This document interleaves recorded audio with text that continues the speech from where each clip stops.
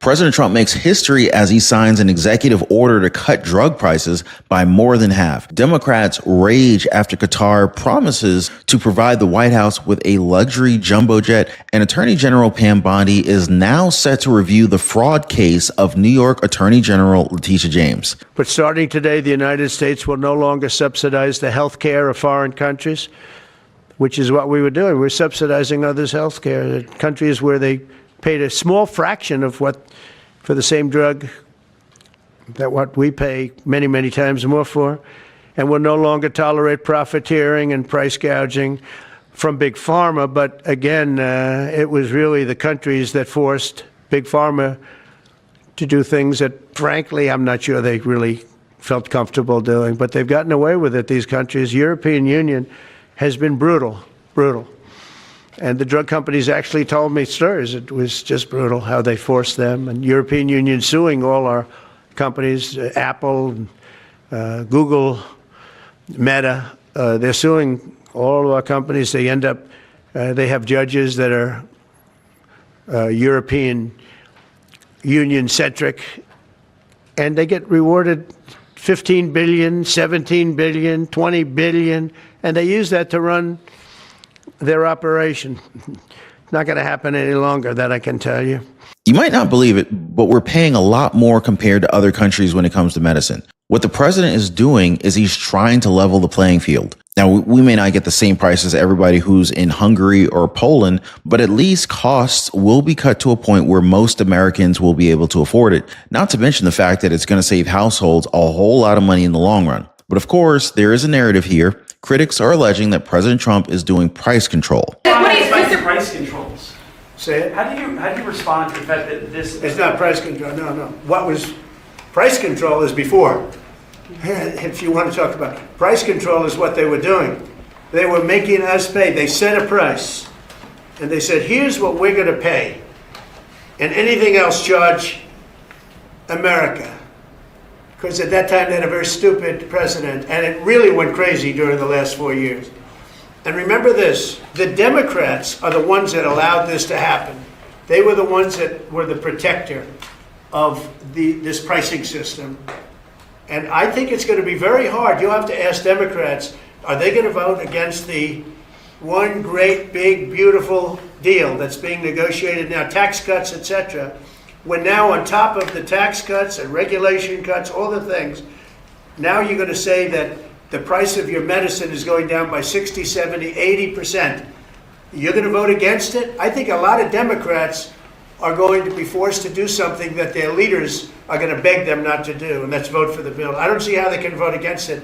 How can they vote against it when drug prices, drugs and pharmaceuticals are going to be down 70, 80%? It's going to be very interesting. Now, Medicare isn't just confusing, it's dangerous if you pick wrong. The wrong plan could mean overpaying, losing your doctor, or even worse, missing out on benefits that you deserve. That's why Chapter was created, to protect people like you. Julie in Kansas trusted a local broker. She got burned. Chapter fixed it, and now she's saving $400 a year. Jamie in Texas, $600 back into her Social Security. Hey, guys, their advisors, they treat you like family. There's no cost, it's totally free. There's no pressure. Give our friends over at Chapter a call right now. You can reach them at 909-563-8279, or you can go to their website at askchapter.org/Ron. In fact, the web is probably easier and faster. Yeah, just hit them up on the web at askchapter.org/Ron and protect yourself before it is too late. It's actually going to be pretty tough for Democrats to face this one here because they've actually always talked about lowering costs for American families. In fact, today, the U.S. is spending around $400 billion on prescription drugs every single year. This is most times triple compared to what other countries are spending on the same thing. Now, we haven't heard the president's plans on lowering costs,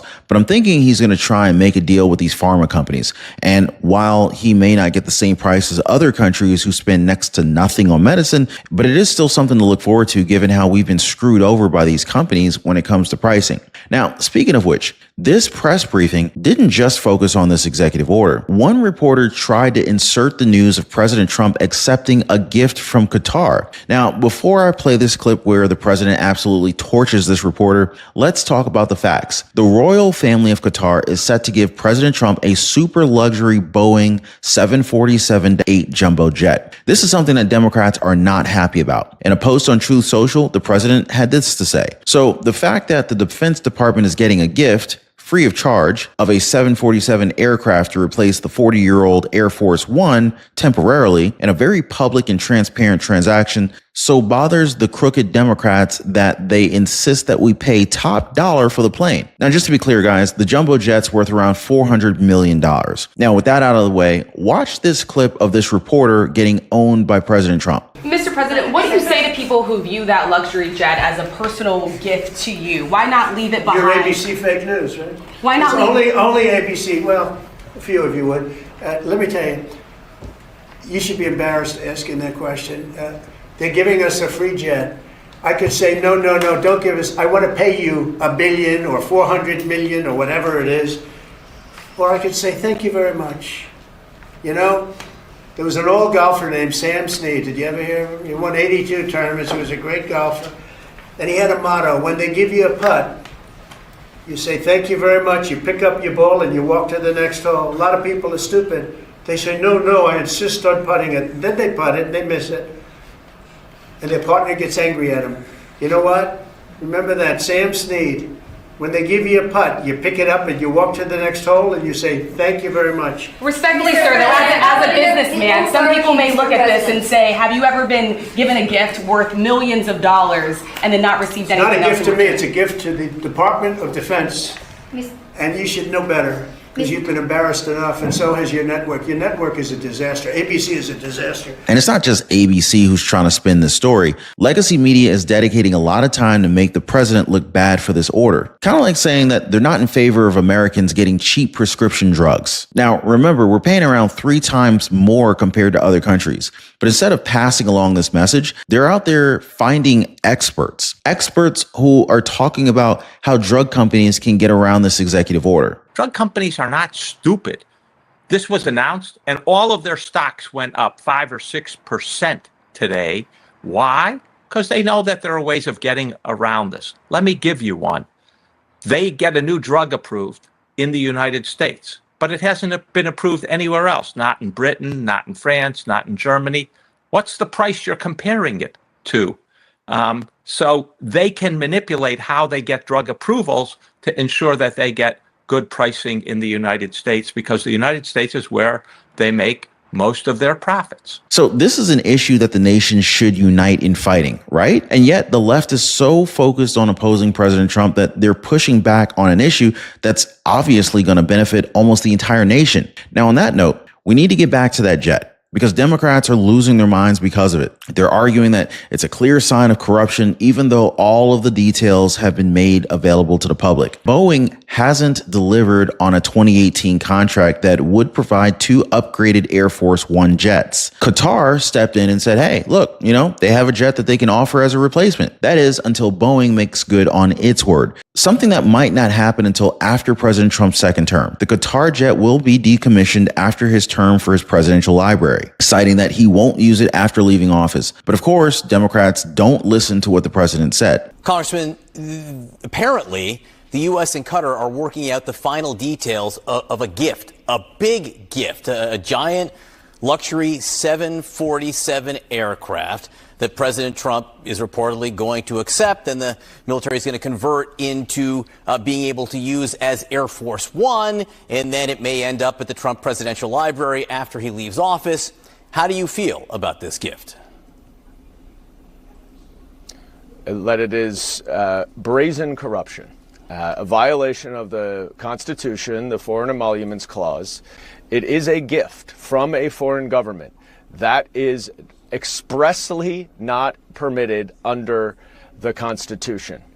And given that Donald Trump, as we know, is purely transactional, this gift, which ultimately will go to him, it's not for the United States, of course, curries favor with him. And perhaps there is not a specific official act that he has taken in return for that payment, such that our current state of public corruption law would not apply.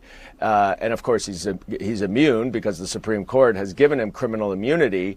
But this is just the latest reflection of an egregious, corrupt presidency that is using the office of the presidency for his personal gain. Now, I'm betting that these Democrats wouldn't say the same thing if this plane was being offered or gifted to, let's just say, Joe Biden. But if they want to talk about corruption, they should probably talk about New York Attorney General Letitia James. So James is now under investigation for mortgage fraud. The DOJ is already involved with Pam Bondi, confirming that they will review this even further. Watch this.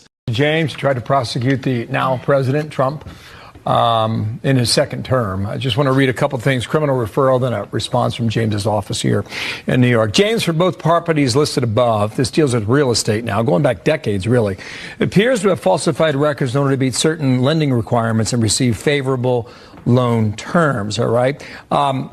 Her office responded by saying the AG James is focused every single day on protecting New Yorkers. Specialist administration weaponizes the federal government against the rule of law and the Constitution. She will not be intimidated by bullies, no matter who they are. The issue here is what property she owned and whether or not she owned it, whether or not she was married, and whether or not her father was involved in all this. Without going into the weeds of the details, this stems from a case in 1983 and the year 2000. That's a minimum of 25 years. Someone had to do some digging to find this. Am I right about that? Yeah. Bill, the most I know about the case, I just learned from you. I saw it on breaking news this morning. This case was sent to us from Bill Pulte. We have not seen it. I inquired right before I walked out here. No one in my office has read it yet. We haven't looked at it. Of course, we'll be reviewing it. You just told me more than I've heard about it so far. Hey, we aim to please with some breaking news of our own. Indeed. Now, if you got a moment, I would love to have you tune into a recent live stream I did. I talked about how Democrats are now getting a taste of their own medicine, with some media news outlets deciding to fact check them right to their faces. This is one you cannot miss, guys. So make sure you check that out. As always, thanks for hitting the like button and subscribing. We'll see you next time.